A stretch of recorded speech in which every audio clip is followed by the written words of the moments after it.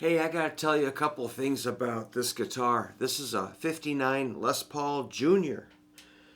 and it's got the original tuners.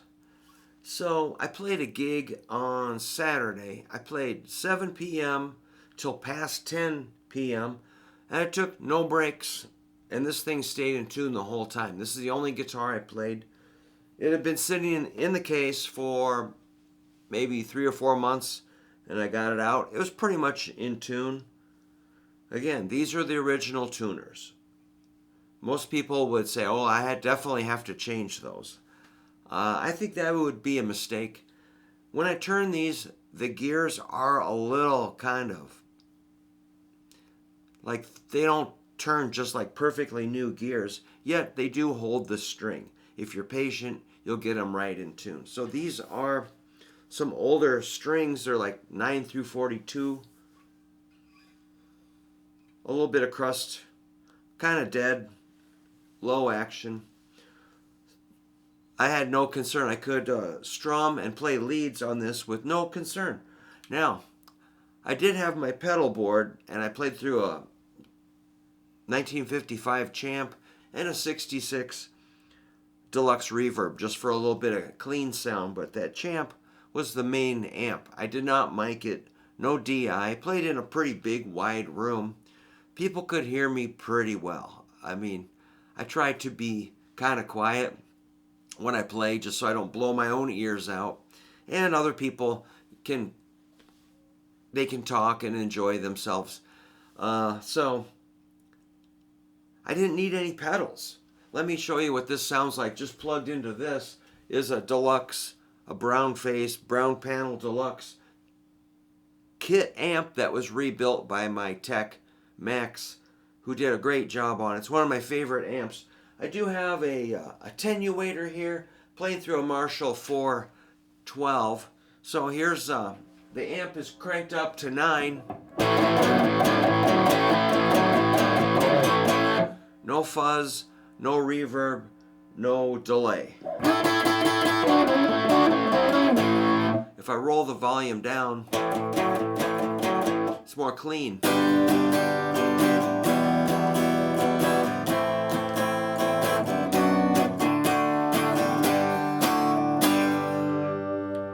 Roll the volume up and it cooks. I wasn't quite that distorted at all Saturday, but so it made me think, as far as like pedals being kind of a big hyped up industry.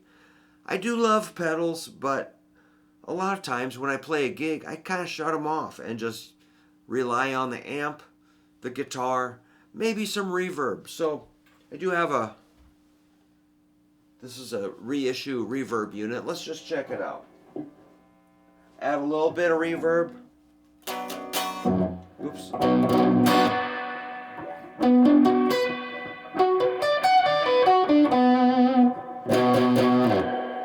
Cool, very cool. If you need it, it's there. But I didn't even want reverb. And I did play some surf instrumentals. So I was thinking, what if you just let the room be the reverb? What if you just let, the walls and the ceiling and the floors and the chairs and the hard surfaces do their thing? Same with delay. What if I just let the sound bounce off the booze bottles and diffuse out and make its own echo? I just kind of went with that. So that's an option. It's pretty old school, pretty caveman, very primitive. The thing stayed in tune. Very low tech, very old school. It was a great gig. My partner Trevor, who is really kind of keeps me focused. He's the one that plans the set list. He tells me what I'm going to sing and when. And I just say, okay, man, I'll just follow along. I'll do what you say. But he wasn't there. I actually set up his mic in honor of him, but he's a little sick. I hope he gets better soon. But it was kind of fun to plan my own set list and pace it to where I could play I decided I wasn't going to take a break. So, I drank tea in the daytime, but I didn't chug a whole bunch I just had a little cup of tea. So I took a couple tiny sips during that 3 hour set. And so I didn't have to use the restroom, so I could play through. And it was really, really fun. And again, okay, here's another thing I want to talk about is relaxing. I mean, I hadn't done a one-man vocal show for years, especially a 3 hour one. And so part of me had a little bit of anxiety, and getting prepared for that I did get kind of uptight trying to get my iPad to sync up with what I needed to do the show. And I did kind of lose my mind a couple times the day before getting I'm sorry. I'm sorry about that. My poor wife has to share that house with me, and I was getting a little impatient. But at the gig, I got control of myself, and at the gig, I was able to relax, to get into a state where my voice would really work live, where I could hit some high notes. Like I did a Beatles song, "And I Love Her." It's got some pretty high vocal pitches I got to hit. And to do that, I practiced around the house, and I was even a little sick the day before the show, but I played it extremely relaxed, or did it a cappella, and I could hit the notes. So I said, if I can do it while I'm sick a cappella, I can do it at the gig if I remember to relax. So I think that's the same with our hands and our whole body when we play. If we're tense, you're gonna hit more snags if you're tense. And I did screw up a few lyrics, and I just laughed it off. And I thought it was kind of funny when you see a guy on stage and he screws up and he just kind of acknowledges it and keeps going, or says whatever, I don't care. Keep moving. Don't worry about it. You're gonna make little mistakes. The trick is keep moving and remain relaxed. I believe it's mental. And you can train yourself to access that relaxed state quickly. So I wasn't worried about it because I knew I can just think about it and it happens. And you can just feel the tension go away from your neck and your shoulders and your upper arms, lower arms, wrists, and fingers. Thus, you're not going to press so hard on the chords. You're not going to strum so hard on the strings. You're not going to hold the pick really tight. I hold the pick to where it's just on the verge of, whoa.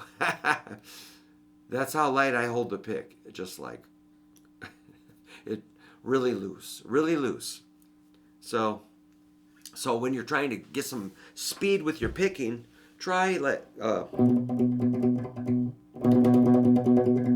see, I'm kind of digging in.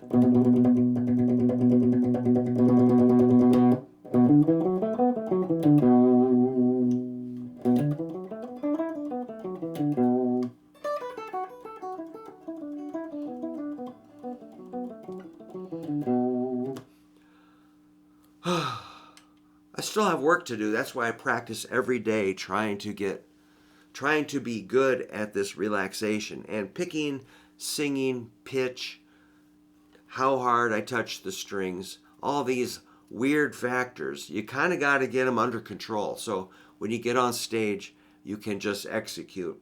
I don't know if I already talked about this, but getting on, we sometimes play some festivals that have pretty large crowds, and we'll have somebody announcing us, maybe a city official might be speaking or something on the mic, and I'm just sitting there just going, I'm just completely just very, very calm, and just kind of get in this relaxed state. And you get on stage and you're just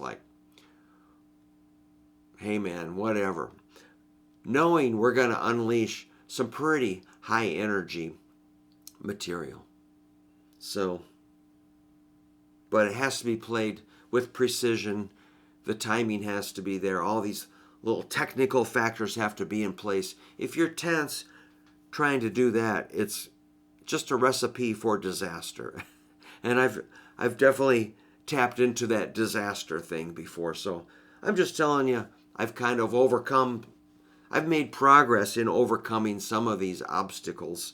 And it does take time and practice. It's kind of like a yoga practice or some sort of self-hypnosis. I made a little post about self-hypnosis, and I think it's very effective. Very effective strategy to achieving some of your goals. It's kind of a concentration thing. All right, I'm all over the map here, but I just wanted to talk about maybe some equipment and this kind of equipment. It's a lot of this stuff is mental. So as far as guitars and stuff, a lot of times it's in your hands, it's in your mind, and it's nice to have decent hardware. I do have an aftermarket bridge here that's kind of a higher end piece, but otherwise this guitar is very stock. All right, thanks for letting me ramble on a little bit there, but keep practicing. Let me know what you're up to. Thanks again.